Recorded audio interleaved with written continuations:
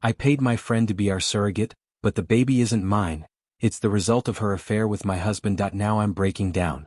I, 36F, have been with my husband, 35M, for a total of almost 10 years, married for 7.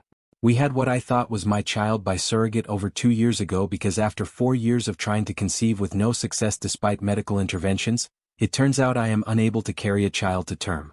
I had always wanted to be a mom.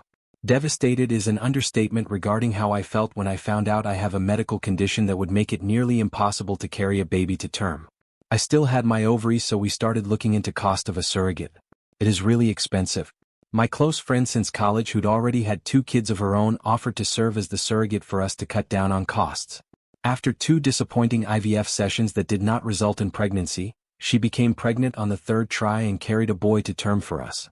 I was so happy and busy after the birth, between being a mom and returning to work after a 4-week parental leave, so I didn't notice any warning signs. I should have noticed the red flags and warning signs early on but did not because I was so exhausted from working so much at my stressful job and 2 part-time jobs to cover most of the bills and anticipated medical and legal costs associated with this friend becoming our surrogate. I was the primary breadwinner. My friend and my husband started talking more, and I would sometimes come home from my weekend job to find her already hanging out at our house when my husband was there. I chalked it up as innocuous, and it's good for her to know my husband better since she was in the process of hopefully carrying our child for us. I was grateful to have someone helping us have a child. I also thought it weird that our son has brown eyes when both of us have blue. Then I found out that while this is uncommon, it's possible sometimes due to many genes controlling eye color. Recently it all came to a head when I took our son to a doctor's appointment and they did metabolic panel and blood tests which showed that he had a blood type that is not biologically possible to have with me as his mother. He's B+, I'm A+, husband is O+. Immediately I started worrying it was the fertility clinic's fault and that they'd messed up and implanted a wrong embryo. I started lining up lawyer consultations to possibly sue the clinic and looked into having a DNA parentage test done. The test results showed that I'm not the mother but my husband still is the father. I was heartbroken and angrier than ever, talked to lawyers about medical malpractice in the fertility clinic we'd used. Then my husband confessed that he'd slept with my friend, our surrogate, on a few different occasions during our struggle to have her get pregnant with our embryos. This means what I thought was our son conceived by IVF and carried with a surrogate, isn't my son at all and was in fact conceived the old-fashioned way, which I can't ever do. Livid and absolutely broken at the same time doesn't even begin to describe how I feel.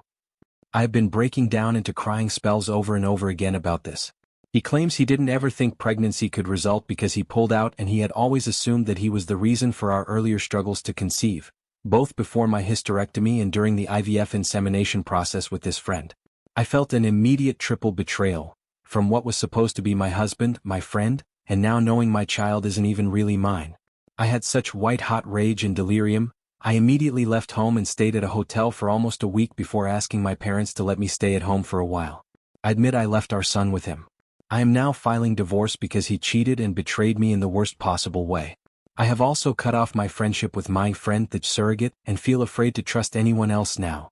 I have seen a divorce lawyer to see about giving up my legal rights to this kid so I don't have to face such betrayal or owe child support. My husband and friend/surrogate admit they were wrong and keep apologizing but also called me immature and heartless to just give up on my son like that. My parents also say I can't just give up on a kid that I went through so many legal and medical hoops to have.